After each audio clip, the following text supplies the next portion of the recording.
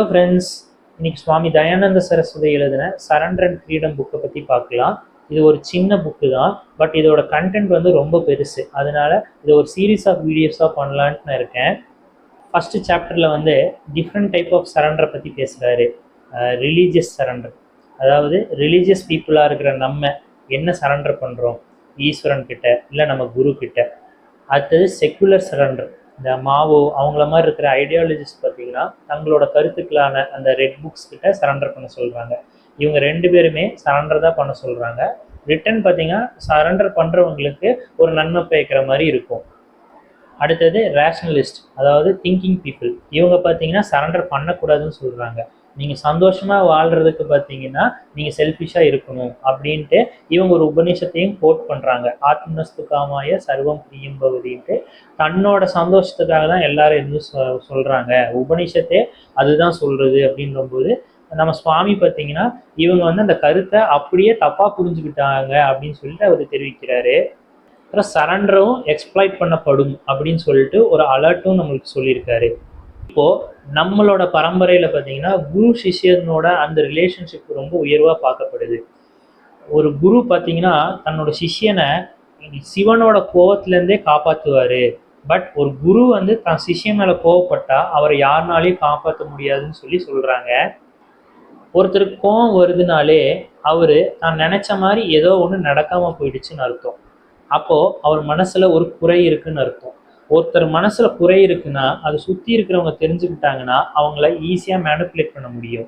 உதாரணத்துக்கு ஒரு குழந்தை இருக்குது, அவங்க அப்பா கிட்ட போயிட்டு அப்பா கோவப்படாமல் எப்படி தன்னால் காரியம் சாதிக்க முடியும்னு அதுக்கு தெரியும். அதுக்கு உண்டான வேர்ட்ஸ்லாம் அது யூஸ் பண்ணும். அதே மாதிரி ஒருத்தர் கோபமாக இருக்காருன்னா நீங்கள் கரெக்டான ஒரு கொஸ்டினை ஃப்ரேம் பண்ணாலே அவரை ஈஸியாக எஸ் சொல்ல வச்சிட முடியும்னு சாமி சொல்கிறாரு. அதாவது ஒரு 2 மாங்கோட ஸ்டோரி சொல்கிறாரு. 2 மாங்கு தன்னோட குருநாதர் கிட்ட போயிட்டு, ஒருத்தர் நான் நடக்கும்போது மெடிடேஷன் பண்ணிட்டு சிகரெட் பிடிக்கலாமான்னு கேட்குறாரு, நோன்னு சொல்லிடுறாரு. இன்னொருத்தர் நான் மெடிடேட் பண்ணும்போது நடந்துட்டு சிகரெட் பிடிக்கலான்னு சொல்லும்போது இவர் எஸ்ன்னு சொல்லிடுறாரு. அதனால கரெக்டான கொஸ்டினை ஃப்ரேம் பண்ணால் நம்ம எஸ் சொல்ல வச்சிடலான்னு சொல்கிறாரு.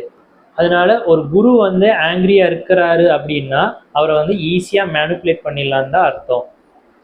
அடுத்தது சுவாமி வந்து இன்னொன்றும் கேட்குறாரு, ஒரு குரு எப்படி கோபமாக இருக்க முடியும்? குரு வந்து என்னை கோவத்திலேருந்து விடுவிக்கணும். அவரே தன்னை கோவத்திலேருந்து விடுவிக்கலினா அவர் என்ன குரு? அவரோட டீச்சிங்னால எனக்கு என்ன பயன் அப்படின்னு கேட்குறாரு. நான் என்ன ஓன் பண்ணியிருக்கனோ அதை தான் வந்து என்னால் சரண்டர் பண்ண முடியும். என்னோட டைட்டிலு, என்னோட பணம், என்னோட ப்ராப்பர்ட்டி. ஆனால் என்னோட அப்பா அம்மாவையோ ஒய்ஃபையோ குழந்தையோ நான் வந்து சரண்டர் பண்ண முடியாது. ஏன்னா நான் அவங்கள ஓன் பண்ணல.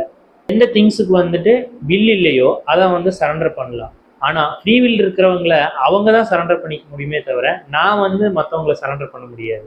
ஒரு உயிரினம் பார்த்தீங்கன்னா பிறக்குதுன்னா அதுக்கு ஒரு இன்பில்ட் மெக்கானிசம் இருக்கும். நீங்கள் சாப்பாடு போட்டுட்டு ஒரு நல்ல லிவிங் கண்டிஷன் கொடுத்துட்டா அதுவே உயிர் வாழ்ந்துக்கும். அதாவது ஃபிசிக்கல் டெவலப்மெண்ட்டு அதுவே வந்து டெவலப் பண்ணிக்கும்.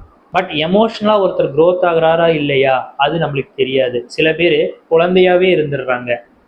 ஒரு குழந்தை வந்து இந்த உலகத்தில் பிறக்குதுன்னா அது லிட்ரலி இந்த உலகத்தை பற்றி அதுக்கு எந்த இன்ஃபர்மேஷனும் கிடையாது, பவரும் கிடையாது. அதனால அந்த உலகத்தை பார்த்து அது பயப்பட ஆரம்பிச்சிடுது. உலகம் ரொம்ப பெருசு, அது ரொம்ப ஆபத்தானது, நான் வந்து பார்த்தீங்கன்னா ரொம்ப சின்ன ஆள், நான் வந்து அவ்வளோ குட்டெல்லாம் கிடையாது, நான் ரொம்ப இன்சிக்னிஃபிகண்ட்டுன்னு சொல்லிட்டு இந்த 2 முடிவு வந்து அது எடுத்துடுது. இது ரெண்டுமே தப்பு தான். சாமி வந்து 2-fold நோஷன் அப்படின்னு சொல்கிறாரு. இந்த 2-fold நோஷன் தான் ஒருத்தனோட கோர் பர்சனாலிட்டியாக டெவலப் ஆகுது. அப்புறம் நம்ம வாழ்க்கையில் அனுபவிக்கிற ஒவ்வொரு விஷயமும் பார்த்தீங்கன்னா இந்த கோர் பர்சனாலிட்டியால் கண்டிஷன் பண்ணப்படுது. அதனால நிறைய பேர் குழந்தையாகவே இருந்துடுறாங்க எமோஷ்னலி. அப்புறம் நம்மெல்லாம் இந்த உலகத்தை உள்ளபடி பார்க்குறோமா? ஒவ்வொருத்தங்களுக்கும் 2 உலகம் இருக்குது. ஒன்று இந்த நார்மலான ரியல் உலகம், இன்னொன்று பார்த்தீங்கன்னா தன்னோட இமேஜினேஷன்ஸ்னால உருவாக்குன இன்சைடு வேர்ல்டு. இந்த இமேஜினரி வேர்ல்டு பார்த்தீங்கன்னா நம்ம மைண்ட் செட்டில் இருக்கிற லிமிட்டேஷன்ஸு, ஆங்ஸைட்டி, ஃபியர், இது மூலியமாக நம்ம டெவலப் பண்ண நம்ம ப்ரொஜெக்ஷன்ஸ் தான். ப்ரொஜெக்ஷன்ஸ் எல்லாம் சாமி அத்தியாசம்னு சொல்கிறாங்க, அதாவது சூப்பர் இம்போசிஷன். இப்போ நான் வந்து உங்ககிட்ட ஒரு பேப்பர் பூவையோ இல்லை பிளாஸ்டிக் பூவையோ காட்டினா நீங்கள் அதை ரியல் பூவாக பார்த்தீங்கன்னா அது அத்தியாசம்னு அர்த்தம். அதாவது உள்ளது பேப்பர் பூ, ஆனால் நீங்கள் ரியல் பூவாக பார்க்குறீங்க, அதுதான் அத்தியாசம். அடுத்தது சோபனா அத்தியாசம் அப்படின்னு சொல்றாரு. ஒரு பொருள் அதோட மதிப்புக்கு தாண்டி நம்ம பார்க்கறது. இப்போ நம்ம கிட்ட காசு இருக்கு, மணி கான் பை ஹாப்பினஸ்ன்னு எல்லாரும் சொல்லுவாங்க. பட் சுவாமி என்ன சொன்னாரு, மணி கேன் பை ஹாப்பினஸ் தான் சொல்றாரு. பட் எந்த அளவுக்கு? இப்போ அந்த மணின்ற டூல் மூலியமா நீங்க என்ஜாய் பண்றதுக்கு ஒரு ஆப்பர்ச்சுனிட்டியை வந்து அது உருவாக்கி தரும். அதுதான் அதோட வேலையே. மணி வந்து என்னோட எல்லா ப்ராப்ளமையும் சால்வ் பண்ணுன்னு சொல்றது தான்.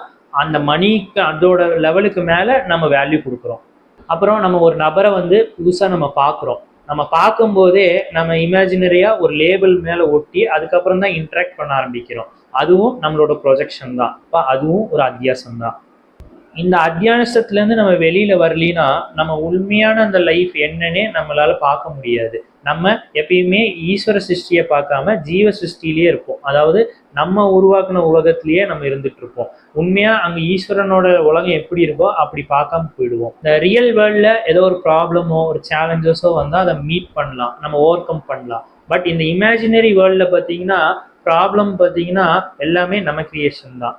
ஒரு ப்ராப்பர் நாலேஜ் தான் நம்மளை வந்து சரண்டர் பண்ண வைக்கும். நம்ம சரண்டர் பண்ணோம்னா நம்ம அத்தியாசத்தை தான் சரண்டர் பண்ணணும். என்னன்னா நம்மளோட ஃபால்ஸ் நோஷன், இது எனக்கு செக்யூரிட்டி கொடுக்கும், இது வந்து எனக்கு பிடிச்சது, அப்புறம் இவர் எனக்கு பிடிச்சவர், அந்த மாதிரி இருக்கிறது ஒரு ஃபால்ஸ் நோஷன்னு சொல்லிட்டு அதை நம்ம சரண்டர் பண்ணணும். இந்த மாதிரி சரண்டர் பண்ணலைன்னா தேர் இஸ் நோ ஃப்ரீடம் அப்படின்னு சாமி சொல்றாரு. ஏன்னா நீங்க எப்பயுமே உங்க கருத்து உங்க ப்ரீ ஜட்ஜ்மெண்ட்டோடைய வாழ்க்கையை பார்த்துட்டு இருப்பீங்க. அடுத்தது living is the goal of life அப்படின்னு சொல்றாரு.